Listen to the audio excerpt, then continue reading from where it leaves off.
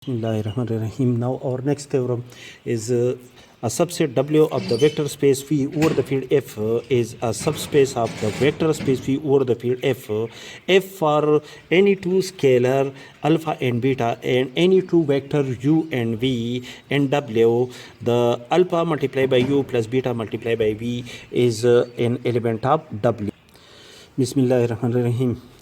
To prove the above theorem, suppose that W is a subspace of the vector space V over the field F. To prove that for any two scalars alpha and beta and any two vector U and V in the subset W or in the subspace W, alpha, the scalar multiplication of the elements of the field with the elements of W is contained in W, that is alpha multiplied by U belong to W, and beta is a scalar and V is another element of W, then beta multiplied by V is also contained in W, that is W is a subspace of the vector space V over the field F.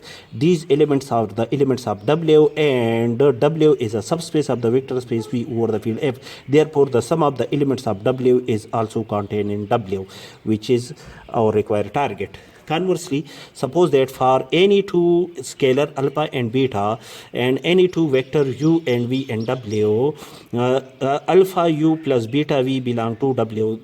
The scalar and the vector of the elements of W satisfy this condition. We have to prove that W is a subspace of the vector space V over the field F.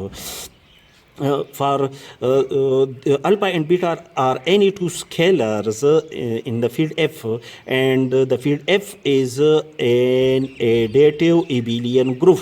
Therefore, the element 1 is contained in the field F, and the additive inverse of element 1, which is minus 1, is also contained in the field F. Therefore, for alpha is equal to 1 and beta is equal to minus 1, alpha U plus beta V is equal to 1 multiplied by U plus minus 1 multiplied by V, which is equal to U minus V. These are the elements which we obtained from the given condition is an element of the set W. And now for beta is equal to 0, since the field is an additive abelian group, therefore the additive identity element of the additive identity element which is 0 is contained in the field. Therefore alpha U plus beta V is equal to alpha U plus 0 multiplied by V, which is equal to alpha U, and this result is obtained from the above condition, which are the elements of W.